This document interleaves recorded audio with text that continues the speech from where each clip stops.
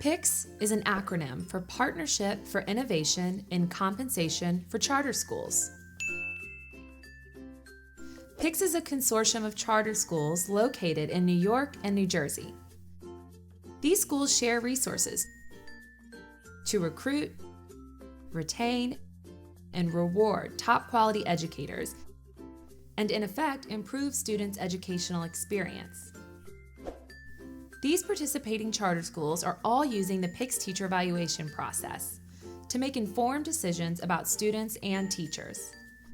The ultimate goal of our evaluation process is to improve the professional life of educators in our charter schools.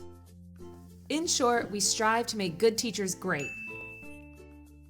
While the evaluation provides individualized feedback to teachers, it's worth noting that throughout the evaluation process, there are many opportunities for teachers to engage in professional learning communities and support one another in tasks such as setting student growth targets or sharing in peer-to-peer classroom observations.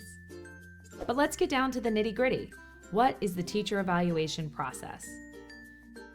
This approach to teacher evaluation draws upon multiple measures to get a fair picture of a teacher's practice. In this system, teachers earn scores within two components. Number 1, student growth at the individual student level, and number 2, teacher professional practice as measured through multiple classroom observations. So let's start with the first component, student growth. This component is worth up to 40 of 100 points on a teacher's evaluation. At the outset of each school year, after a pre-test or diagnostic assessment has been administered, teachers begin working together to set reasonable and rigorous growth targets for each student. Where should this individual student be at the end of the year? And how do I measure their growth? Well, we do know that 2 assessments are better than just a one-shot deal. Multiple measures, right? So our schools use 2 assessments. For example, state test results and student portfolios. The principal will approve the growth targets set for each student. At the end of the year, the question each teacher asks is, what % of my students met their targets? So the key takeaways about this portion of the teacher evaluation system are: we are measuring student growth, not attainment. We know students don't enter a teacher's classroom at the same level, so we can't expect all students to end up at the same level either. Number 2, teachers use multiple measures of assessment for each student. Number 3, we look at each teacher's students, not school-wide growth. So each teacher is responsible for the growth of the students that he or she instructs on a regular basis. Now I will talk about the second component of teacher evaluation. Worth up to 60 of 100 points on a teacher's evaluation is professional practice through multiple classroom observations using a research-based rubric. Our schools use Charlotte Danielson's framework for teaching for the most part.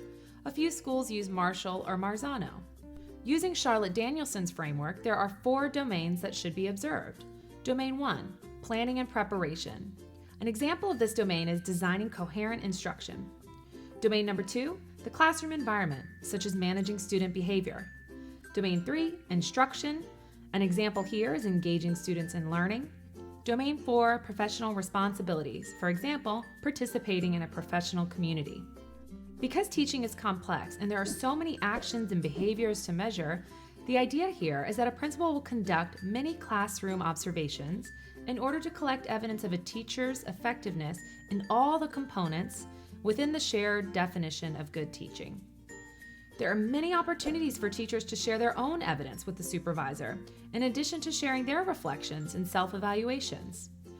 At the end of the year, the supervisor will take into account all of the evidence collected or provided by the teacher over the year and arrive at a summative evaluation score using that rubric.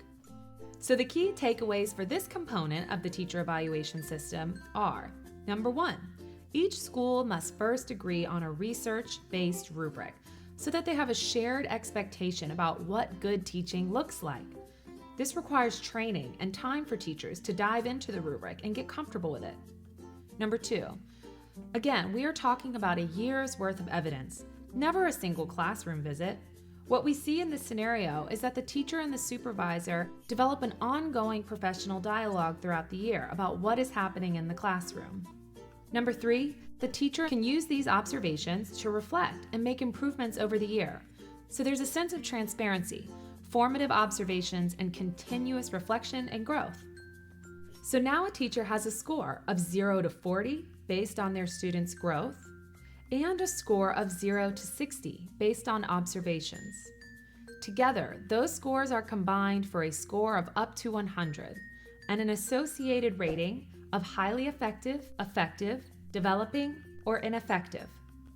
So now we have data that can be used by a teacher for self-reflection and by a principal for decisions about mentoring, ongoing professional development and growth, compensation, and teacher movement along a career ladder.